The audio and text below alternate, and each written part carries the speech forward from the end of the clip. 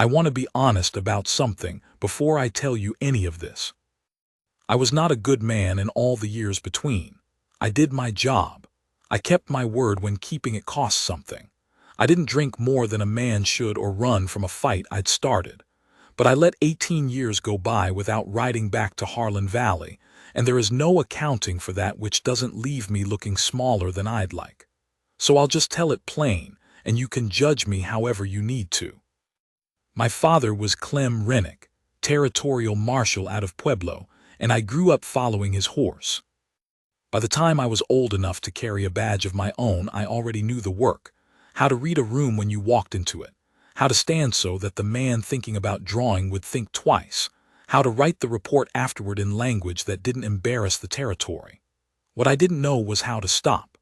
My father rode until his heart gave out in a hotel room in Trinidad in the winter of 1882, and I kept riding after him. It was the only motion I understood. I'd met Cora Beale in the autumn of 1869, when I was 31 years old and riding through Harlan Valley on a warrant that turned out to be the wrong man. She was 28, already running her father's cattle claim 2 seasons after he died, and she fed me supper without being asked and told me the man I was looking for had ridden east 2 weeks prior. She was not remarkable to look at in the way men mean when they say a woman is remarkable. She was lean and direct, and her hands were a working woman's hands, and when she disagreed with something I said she said so without raising her voice. I stayed 3 days longer than the warrant required. I came back 4 times over the next 2 years. Each time I told myself it was the route, that Harlan Valley was simply the sensible pass between the assignments I was working. Each time Cora set a place for me at her table and didn't ask me when I was leaving. The 5th time I came back, I stayed 2 weeks, and we sat on her porch one evening in October with the aspens already gone gold on the ridge, and I told her I didn't know how to stop riding. She looked at the ridge for a while, and then she said she knew that, and she didn't say it like an accusation. She said it the way you say a thing you've already made your peace with. I kissed her once that night, standing at the gate where the home pasture fence met the lane. Then I rode out the next morning before she was up. That was the autumn of 1871. I sent 3 letters the first year. She sent 2 back, short and plain, the way she talked. By 1873, the letters had thinned out, and by 1875 they had stopped, and I told myself it was the distances, the way mail went missing in the territories, a dozen reasonable explanations that I never fully believed. The truth was simpler and less comfortable. I was afraid to go back and find that she'd stopped waiting, and I was more afraid to go back and find that she hadn't, because I didn't know what to do with a woman who would wait for a man like me. So I kept riding. Colorado, then New Mexico, then a stretch in Wyoming working cattle theft warrants so tedious they nearly cured me of the work entirely. I was in my late 40s before I started to feel the weight of it, not in my body, though the body was accruing its own complaints, but in some place behind my sternum where a younger man keeps his ideas about who he's going to turn out to be. I'd turned out to be my father, which was not the worst thing a man could be, but was also not everything I'd meant to do. I turned in my badge at the territorial office in Pueblo in the spring of 1887, the same office my father had worked out of, the same desk, very nearly the same clerk except 20 years older. I had a small amount of savings.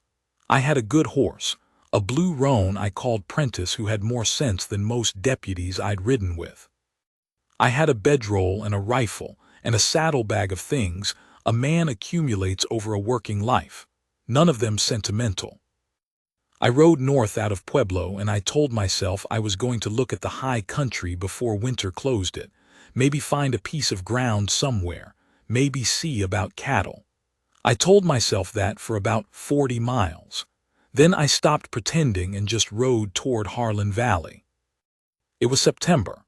The aspens were going on the ridges the same way they'd been going the morning I rode away from Cora Beale's gate in the autumn of 1871. The valley hadn't changed enough to surprise me, the same bench land sitting above the creek, the same dark shape of the Sarvis Range to the west, the same dirt lane running up from the county road to the gate in the home pasture fence. The house was the same white-painted board and batten, though someone had put new shakes on the roof at some point, and there was a second stock tank in the near pasture that hadn't been there before. Small signs of a woman keeping a place running by herself. I noticed them the way you notice things when you're looking for evidence that a life has continued without you in it. I sat on Prentice at the end of the lane for a while, long enough that he turned his head back to look at me, which was his way of asking what exactly we were doing. Then I rode up. She was at the woodpile at the west side of the house, splitting rounds with an axe that had a new handle fitted to it. She was 56 years old and her hair had gone mostly gray, and she split wood the way she'd always done everything, without waste. She heard me coming and set the axe in the round and turned around and looked at me. She didn't say anything for a moment. I took my hat off. I said, "Cora." She said, "Da Rennick." Not a question, not a greeting exactly, more like a woman checking whether what she was seeing matched what she remembered. "I turned in my badge," I said. "I heard you might," she said. "Emmett Prout came through last spring, said the Marshal's office in Pueblo was thinning out." Emmett Prout had been a deputy I'd worked with out of Trinidad. I hadn't known he knew Cora. I hadn't known anyone in this valley had kept track of where I was. That information settled on me with a weight I hadn't expected. "You've been getting news of me," I said. "Scraps," she said, "nothing you sent." There it was, I nodded. I had it coming and we both knew it. "I should have written," I said. "Yes," she said, "you should have. You want to water your horse." That was how it started. Not with a scene. Not with raised voices or tears or any of the things I'd half expected and half feared on the ride up. She pointed me to the stock tank, went back inside, and when I'd seen to Prentice and brought my saddlebag up to the porch, she had coffee on and a plate of cold biscuits set out on the kitchen table. She sat across from me while I drank and she poured her own cup, and we talked about the condition of the county road and the price of hay. I'd forgotten how much room there was in Cora Beale's silences. They weren't hostile. They weren't even expectant. They were just space she left open, in case you had something real to say. I'd never been easy with silence in those years, but I'd spent enough time with her to remember that hers were different from most, and I was careful not to fill this one with noise. She had 12 head of cattle and a good working arrangement with a neighbor named Saul Fitch who ran the adjoining quarter section. Saul was a widower in his 60s who kept her fence line repaired and split her winter wood in exchange for her keeping an eye on his place when he was in town, which was often. She had 2 horses, one of them old. She'd had a kitchen garden through the summer and had put up enough to last, and then some. She told me all of this the way you tell a visiting stranger the practical facts of a place, not unkindly, but without the warmth you'd offer to someone who had a right to the information. I slept in her barn that night on a cot she'd set up in the tack room without being asked. I lay there for a long time listening to Prentice shift in the stall beside me, and thinking about the kind of woman who would set up a cot for a man she hadn't seen in 18 years, and not once ask him why he'd waited so long. In the morning I was up before she was. I fed the horses and the 2 chickens she kept in a pen at the back of the barn, and I had the coffee on by the time she came into the kitchen. She looked at the coffee, and then at me with an expression I couldn't entirely read and poured herself a cup without comment. I said, "I'd like to stay a few days if that's all right." She thought about it. Not long. Cora never performed consideration. She just did it briefly and honestly. Then she said, "Saul Fitch has been meaning to move 2 of my heifers to his south pasture before the cold comes. I've been waiting for a second pair of hands." "I can do that," I said. "I know you can," she said. So that was the arrangement, unspoken and practical, the way everything with Cora had always been. I worked.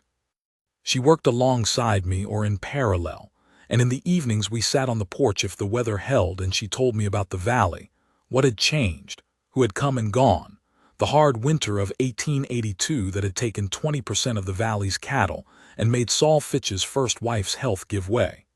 She told it plainly, without dramatizing, the way she'd have told anyone who asked. I listened and asked the occasional question and didn't push past what she offered. The heifers took a day and a half and involved a stretch of fence that Saul Fitch had not, in fact, kept in the condition he'd represented. So I spent the better part of an afternoon resetting posts while Cora held the wire and told me what she thought of Saul Fitch's fence-mending claims in a dry tone that made me laugh for the first time in a while. She glanced at me sideways when I laughed, the way you glance at something you weren't expecting. By the third evening, I'd been useful enough that my presence had a shape, and we both knew I wasn't leaving in the morning. I don't think either of us said so. It was just the way the next day's work arranged itself. On the fourth night, a cold front came off the Sarvis Range and brought the first real snap of the season with it.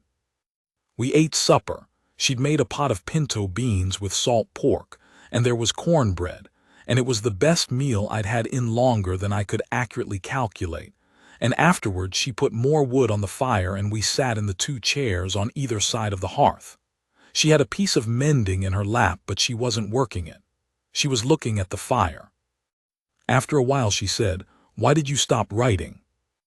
I'd been waiting for that question for 4 days, and I still didn't have an answer that satisfied me. I told her the truth, which was the only thing I'd ever been able to offer her that she'd accepted. I said I'd been afraid to come back and afraid not to, and that I'd let the fear run so long it turned into inertia, and that by the time I understood what I was actually doing, I didn't know how to undo it. She looked at the fire while I said it. When I was done, she was quiet for a bit. Then she said, "I waited 2 years after you stopped writing, not because I thought you were coming back. I waited because I needed to be sure I'd made my decision and not just reacted to an absence." She paused. "Then I made my decision."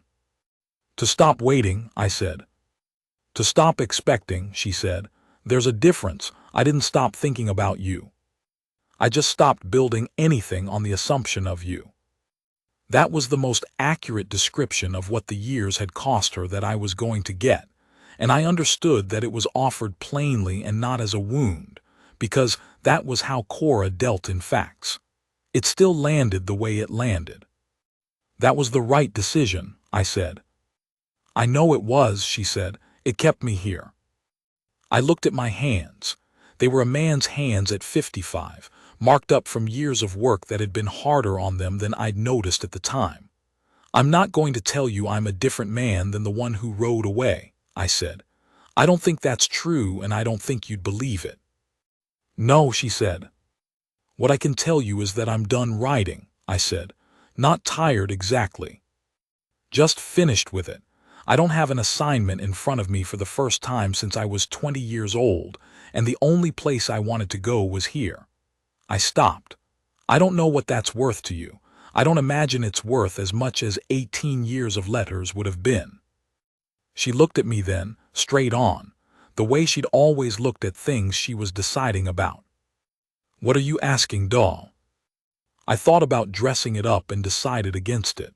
"If there's room here for me to stay," I said, "not as a hand, as something that means more than that." She didn't answer right away. She picked up the mending and set it down again without doing anything with it. Outside, the wind came off the ridge in a long, cold sweep, and the fire shifted and settled. "You know what I don't need," she said finally. "I don't need rescuing. I don't need someone to run this place for me. I've been running it. I don't need grand speeches, and I don't need a man who's going to feel so guilty about the years he missed that I spend the next decade managing his conscience." She looked at me level. "What I might need, what I think I've been building toward needing, if I'm honest, is someone to sit in that chair across from the fire who's decided to stay in it." "That's what I'm asking to be," I said. "Then we'll see," she said. It was not a yes, but from Cora Beale it was not nothing either, and I had been in this valley long enough by then to know the difference. Saul Fitch rode over the next morning to check on the second heifer, and found me replacing a hinge on the barn door. He was a stout, weathered man with a good-natured face and the easy manner of someone who'd lived his life among neighbors. He shook my hand and said he'd heard Cora had someone staying on, and he said it without any particular edge, but also without looking away, which told me he'd appointed himself a kind of informal guardian of the place over the years and was taking my measure. I let him. I told him who I was, not the badge which was passed, but my name and where I was from and what I'd been doing and what I intended to do now. He asked me a few practical questions about cattle and fencing, and whether I knew anything about the water rights situation on the creek, which apparently had been a recurring irritation between the valley ranches and the county for going on 6 years. I told him I knew something about the legal mechanics of water rights from my time in the territories, and that if he had the paperwork I'd be glad to look at it. He seemed to find that satisfactory. He rode out an hour later, and I was reasonably sure I'd passed whatever inspection he'd had in mind. Cora, who'd been in the kitchen and could see the yard from the window, came out when Saul left. She said, "He'll tell everyone in the valley you're here by nightfall." "Does that concern you?" I said. She considered it. "No," she said. I stopped worrying about what the valley thought of my arrangements about 10 years ago. She looked at the barn door I'd rehung. "You did that straight," she said. "Thank you," I said. She went back inside. I finished the door and then split 2 hours' worth of wood because the pile I'd seen at the start of the week was not going to carry her through to spring, and I had nothing better to do with the afternoon. The days settled into a shape after that. I was not a romantic man, and neither was Cora a romantic woman, so the shape was not what a younger person might have expected. We worked. There was wood to cut and stacked, a stretch of fence on the north side of the home pasture that had been deferring its collapse for 2 seasons, 2 heifers who needed watching, because one of them had a foot that was giving her trouble, a root cellar door that had swelled and required half a day of planing and refitting. In the evenings we sat by the fire and talked, the way people who have known each other a long time talk, not performing conversation, but just living in each other's company and occasionally saying things. She told me about the years, not as a recitation of grievances. She told it the way you tell the history of a place. Here is what happened, here is what it cost, here is what came out the other side. Her father's cattle, which she'd inherited as a going concern, had dipped to nearly nothing in the bad winter of 1882, and she'd rebuilt from a breeding pair she'd borrowed money from the Harlan Valley Bank to buy. She'd paid the loan back in 3 years. Her nearest neighbor on the east, a family named Coulter, had sold out in 1879, and the land had sat empty until Saul Fitch bought it and turned it productive again. She'd had one winter where a respiratory illness had laid her low for 6 weeks, and Saul Fitch's wife, who was still living then, had come every other day to see she had food and water. She'd had good years and lean years and years that were simply years, unremarkable, the work done and the animals tended, and the place kept up. She didn't say it was a lonely life. She didn't say it wasn't. What she said once, on a cold evening toward the end of the 2nd week, was that she had made it a life that could carry her, and that was what she'd needed it to do. I asked her if she'd ever thought about selling and going somewhere easier. She looked at me as if the question were mildly peculiar. "This is mine," she said. "Why would I sell it?" I didn't have an answer for that, and I didn't need one. The water rights question Saul Fitch had mentioned turned out to be thornier than I'd expected once I looked at the paperwork. 3 valley ranches, including Cora's, had a recorded claim on the creek water that dated back to 1866. But a company out of Denver had acquired a parcel on the upper creek in 1881, and had been drawing off enough in dry summers to cut Cora's flow by nearly a third. Saul Fitch had written 2 letters to the county about it that had received no reply, and had talked to a lawyer in Pueblo who told him the case was complicated and would be expensive. I read the original filings and the county records Saul brought over, and told him the lawyer's assessment of complicated was accurate, but his assessment of expensive was not necessarily true if the original 1866 claim was properly established, which from what I was reading it was. I spent 3 days on it. I wrote a formal complaint to the county water board with the relevant legal citations, the kind of letter that had a territorial deputy's habits in it, clear, precise, the sort of thing that arrived looking like it expected an answer. Saul Fitch signed it, and I signed it as a former territorial deputy, which I was entitled to do. Cora read it before we sent it and said it was probably the most words she'd seen on one page that weren't in a Bible. The county replied inside 2 weeks, which Saul said was faster than anything he'd seen from the county in his life. The Denver company was notified of the violation. By the following spring, the creek flow at Cora's property had returned to its recorded level. But that was later. In September, the days were still warm enough in the afternoons that the work was comfortable, and by the 3rd week I had stopped thinking about it as staying for a while and started thinking about it as staying. I didn't announce this. It didn't seem like something that needed announcing. The evidence was in the work done, and the stove kept going and the animals tended, the same evidence Cora had been building for 18 years without anyone to acknowledge it. One morning toward the end of September, she came into the barn while I was working a knot out of Prentice's near foreleg. He'd caught himself on a bit of wire the day before, nothing serious, and she stood in the doorway and watched me for a bit. Then she said, "You're good with horses." "My father taught me," I said. "What else did your father teach you?" I thought about it. "To write a clear report," I said. "To keep my word when it costs something. To ride straight into what I was afraid of and not past it." She was quiet for a moment. "He didn't teach you to stay," she said. It wasn't an accusation. It was an observation, the way she made them. "No," I said, "he didn't. He wasn't that kind of man." "But you came back," she said. "Yes." "That was you," she said, "not him." I looked up at her. She was standing in the shaft of morning light coming through the barn door, her arms folded, watching me with a steady expression. She said it as a plain fact, not a compliment, but it was the truest thing anyone had said to me in a long time, and I felt the weight of it settle somewhere in my chest and stay there. Prentice made a low sound and pressed his nose into my shoulder. I scratched his jaw and finished with the leg.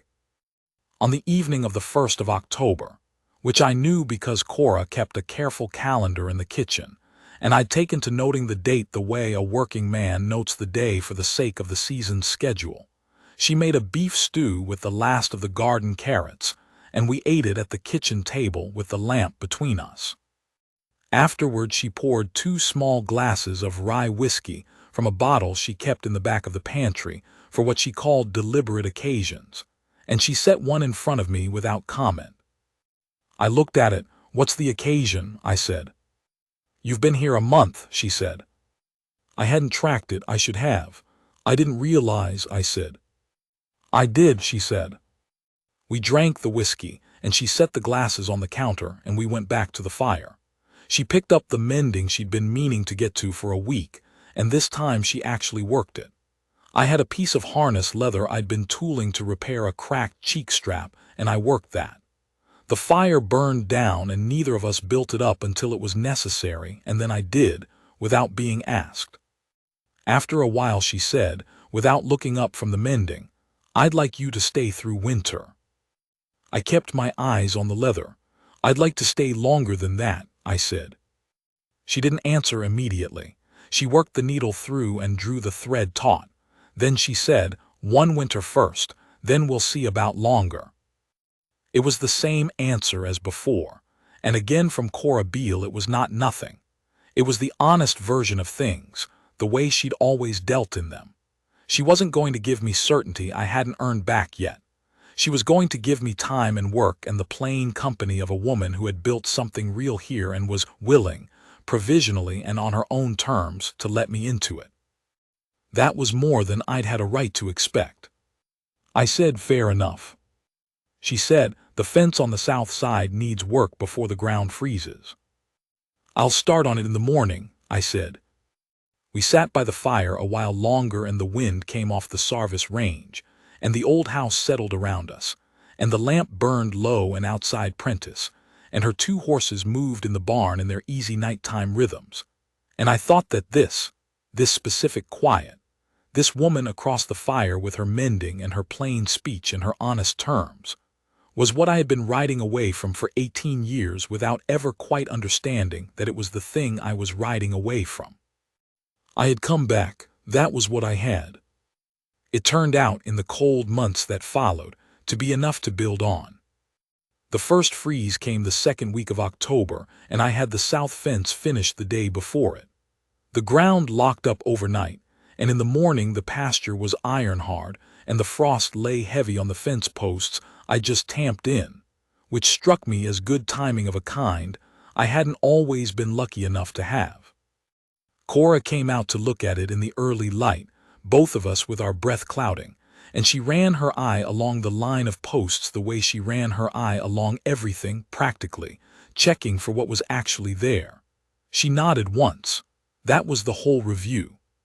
Saul Fitch came by in November with a question about the water rights letter and stayed for dinner, and over the course of the meal it became clear that he had entirely accepted my presence in the household and was now treating me as a neighbor rather than a guest, which was its own kind of recognition.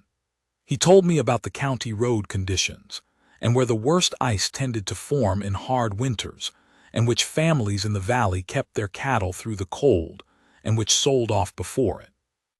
He was a generous man with practical information, the kind of neighbor a working place depended on, and I understood why Cora had kept the arrangement with him going as long as she had. After he left, she washed the dishes and I dried them, which had become our arrangement, and she said, "He approves of you." "Is that unusual for him?" I said. "For a stranger who showed up without invitation," she said, "yes." December was hard. The cold came off the Sarvis Range in a way I hadn't fully anticipated. I'd spent winters in Wyoming and New Mexico, but the particular configuration of that valley collected wind in a way that made the temperature feel 10 degrees colder than it was. We kept the stove in the kitchen going through the night and checked the stock twice a day, and the heifer with the bad foot developed an abscess that required 2 hours of cold-handed work and a poultice I mixed from what Cora had in the barn cabinet. The heifer recovered. My hands were numb for most of an afternoon, and Cora brought me a basin of warm water without being asked, and stood beside me while the feeling came back. She didn't fuss over it. She stood there because standing there was what the situation required, and when the feeling came back and I said I was all right, she went back to what she'd been doing. But she'd been there, and that was its own thing. We were working well by then, the way 2 people work well when they've stopped performing their cooperation and started just doing it. We knew where the other one was going to be in a given hour without needing to say. We knew which decisions were mine and which were hers, and which required both of us looking at the same thing before anyone moved. Cora had been running this place alone long enough that she'd developed her own systems, and I had the sense to learn them before suggesting changes. And when I did suggest something, she told me plainly whether it was useful or not. Twice it wasn't. I fixed what I'd done and we moved on. On Christmas Eve she made a dried apple pie from the last of her stored apples, and we ate it by the fire with coffee, and she told me about a Christmas when she'd been 11 years old, and her father had brought a pine tree in from the ridge, and her mother, who was still living then, had made paper ornaments from old letters. She told it without sentiment, just the details of it, the smell of the pine, and the way the paper ornaments turned slowly in the heat from the stove. I told her about a Christmas I'd spent in a boarding house in Trinidad in 1876, just me and 3 other deputies, and a landlady who was a good cook, and pretended not to notice that none of us had anywhere else to be. We both laughed at that one, not loudly, but with the ease of 2 people who understood what it was like to be outside the ordinary warmth of the season and had made their peace with it. I said, "I don't intend to spend another one away from here." She looked at the fire. "One winter first," she said. "I know," I said. "I'm just telling you the intention." She was quiet a moment. "All right," she said. January and February were the hardest months, the way they always are in high country. The creek froze over and I had to break ice for the stock in the mornings, which was cold, brutal work and necessary.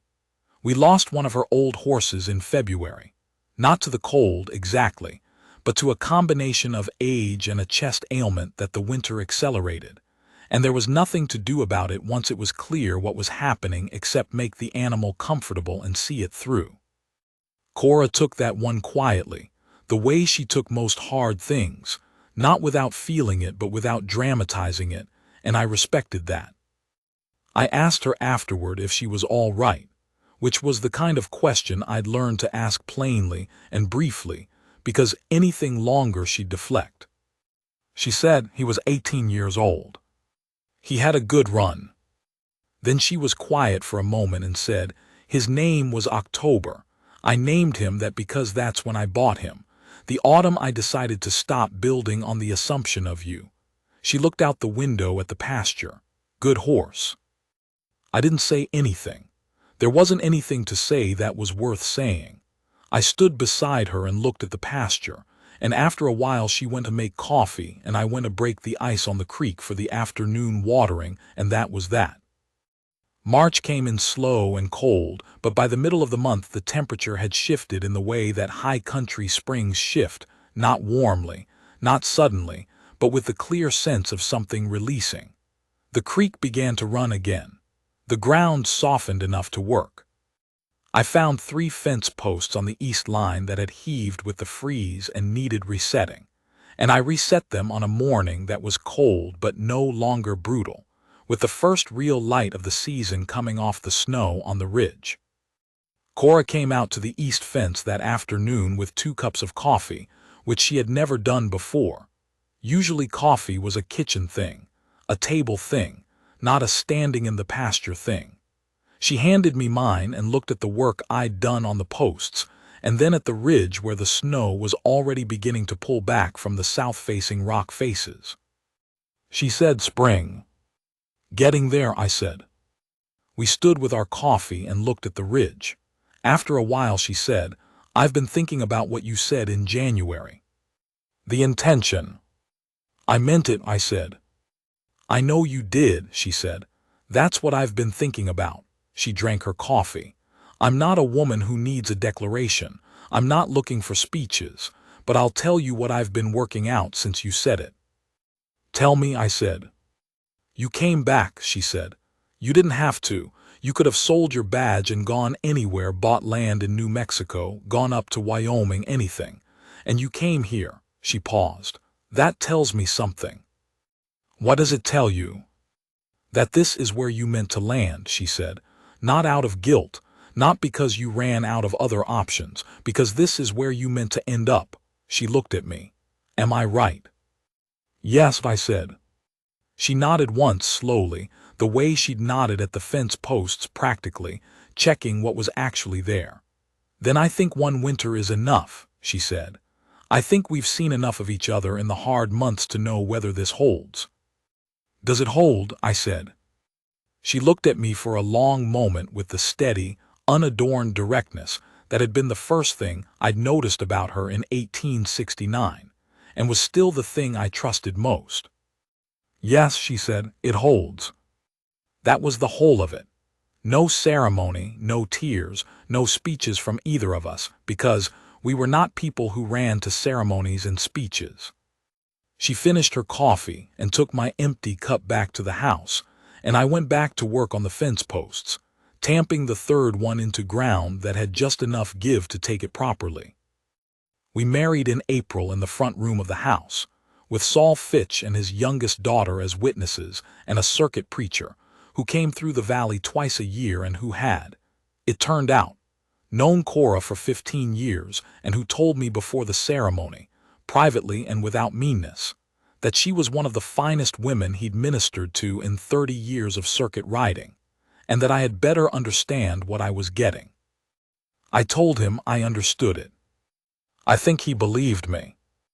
After the preacher rode on and Saul Fitch and his daughter had gone, we stood on the porch in the April afternoon with the aspens just beginning to leaf on the ridge.